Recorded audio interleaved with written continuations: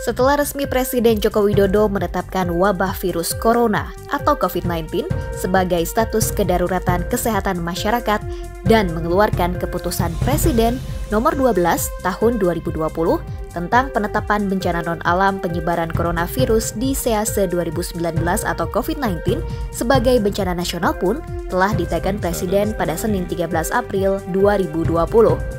Pemerintah telah menetapkan COVID-19 sebagai jenis penyakit dengan faktor risiko yang menimbulkan kedaruratan kesehatan masyarakat.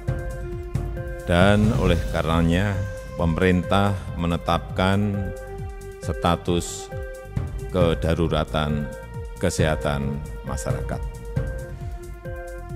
Untuk mengatasi dampak wabah tersebut, saya telah memutuskan dalam rapat kabinet bahwa opsi yang kita pilih adalah pembatasan sosial berskala besar atau PSBB. Dalam rangka mendukung pemerintah untuk memutus rantai penyebaran infeksi yang diakibatkan oleh virus corona atau COVID-19, Ketua Harian Kejuangan 45 Cabang Kota Cimahi pun angkat bicara.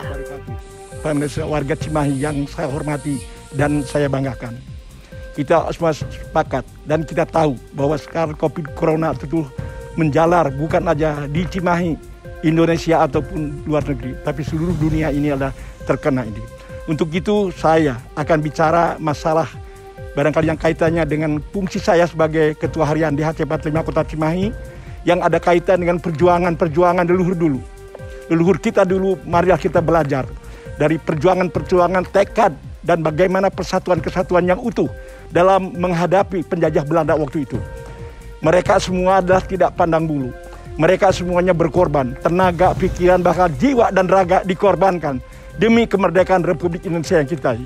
Mereka adalah sepi pemamrih rame inggawe, selalu rawe lantas marang putung. Berat sama dipikul, ringan sama dijinjing. Berpedoman kepada mari kita, khususnya warga Cimahi yang saya banggakan, kita atasi segala permasalahan, kita lawan corona ini.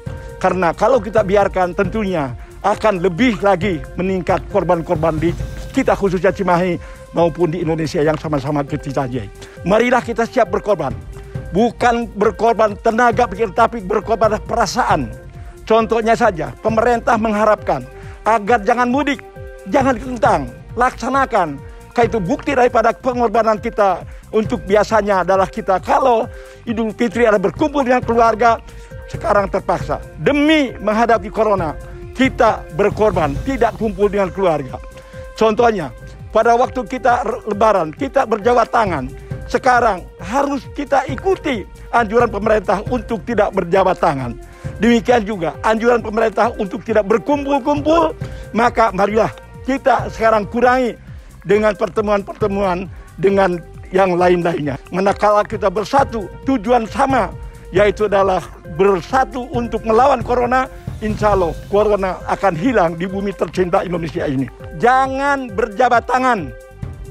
Kedua, sering cuci tangan dengan sabun, dengan air yang mengalir. Demikian juga, jangan kita ada terlalu dekat bicara, minimal ada 2 meter.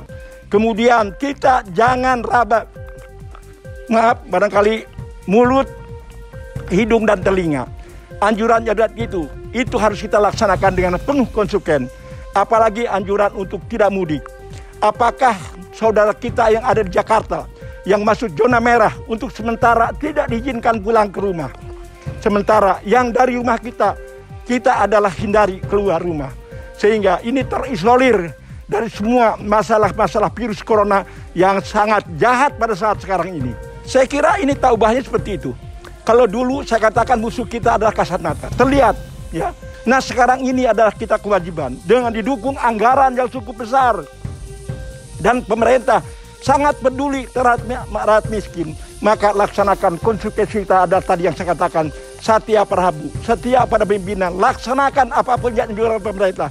Pemerintah menyayangi rakyatnya. Untuk itu apapun yang diprogram pemerintah, itu yang perlu kita laksanakan dengan penuh tanggung jawab dan konsekuen. Dari Kota Cimahi, Jawa Barat, Tim Liputan Ismart TV mengabarkan.